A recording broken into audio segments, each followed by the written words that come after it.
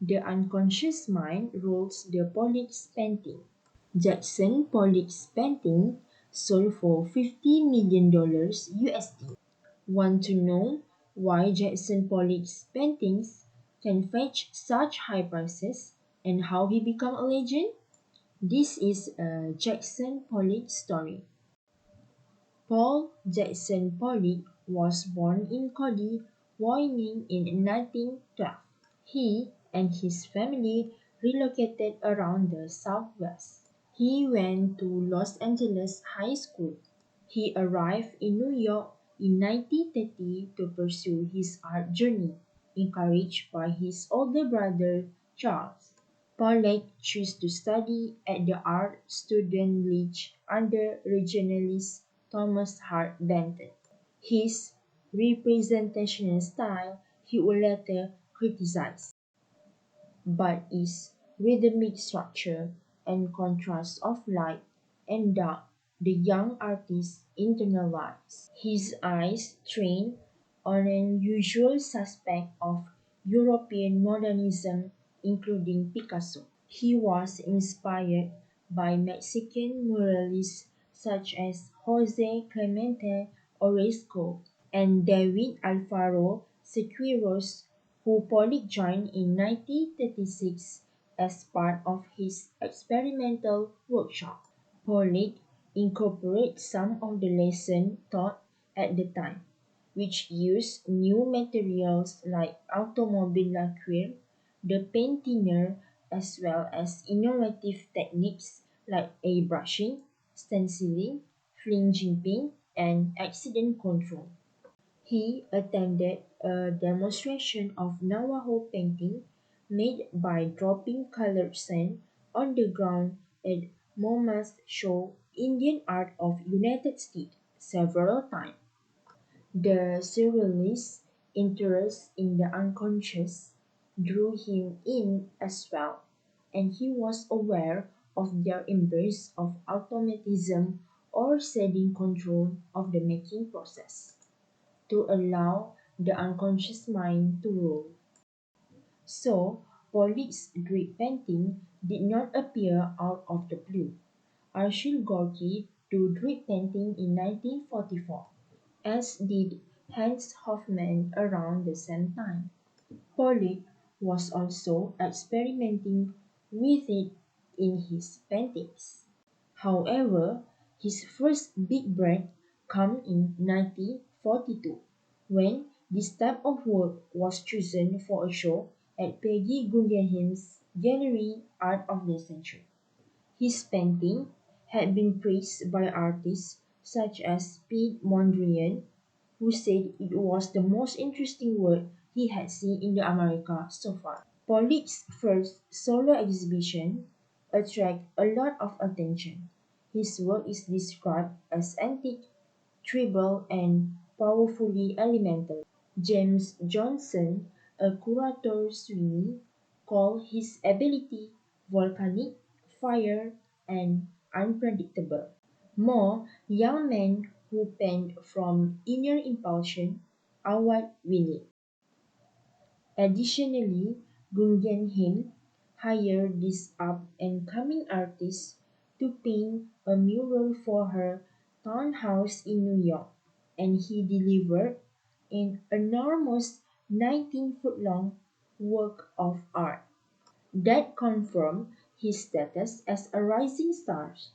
It offers a preview of the loose brushwork and rhythmic forms that will come next. Pollock married painter Lee Krasner and moved out to the Long Island near Hampton, where they set up their studio, her in the house and his in the barn.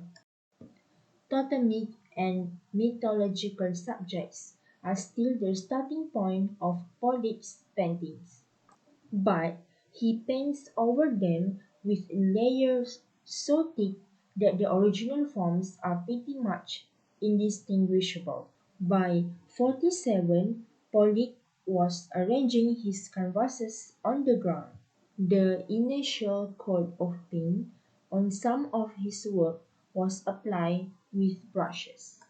but later coats were added using artist oil, enamel house paint, aluminum radiator paint, pouring, dripping, and sprinkling techniques. In addition to using sticks, trowels, and pellet knife, he occasionally added string, sand, or nails to the mix.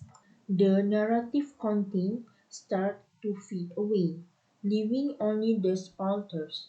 Additionally, the titles were removed, and he started to number his paintings similar to musical composition. There was no preliminary sketching, but for the most part, paint was not just thrown around aimlessly. He had some degree of control over the distribution and flow of paint, at least most of the time. He was aware of the types of movements, tools, and paints that would generate effect. He made decisions about what to hide and what to let show, and after bursts of activity, he would pause and assess his progress before continuing or deciding the work was finished. Although this New York had its detractor, it was compared to a child contour myth of the Battle of Gettysburg and a mop of tangled hair. There were also those who supported this radical change, most notably the Museum of Modern. Clement Greenberg, an art critic, described Pollock drip paintings as a pinnacle of artistic development since modernism's inception, charting the dissolution of pictorial into sheer texture into apparently sheer sensation, thanks to media coverage. And the eye-opening photograph of Pollock paintings taken by photographer Hans Neymar in 1950, Pollock's become a more famous than life figure. Neymar also created a brief video of Pollock at work in the open air, providing us with an unforgettable perspective from below as Pollock paint on glass. This type of work is referred to as action painting by art critic Hiro Rosenberg. According to Pollock, modern needs call for modern method. Painters do not need to look outside of themselves for inspiration anymore. They draw on variety of resources and work internally. During a particularly productive period, he would switch between abstraction and figuration in series of paintings from 1951 and 1952 made with black enamel and turkey bust, but due to the alcoholism that had afflicted him all his life, he was only able to work occasionally in the last years of his life. At the age of 44, Pollock died in a car accident in 1956. Pollock's brief but outstanding career served as a symbol of the post-World War II American boom, when the nation was no longer culturally subservient to Europe but instead was setting its own terms. Because of how much Pollock represented American bravery and freedom, his art was supported during the Cold War.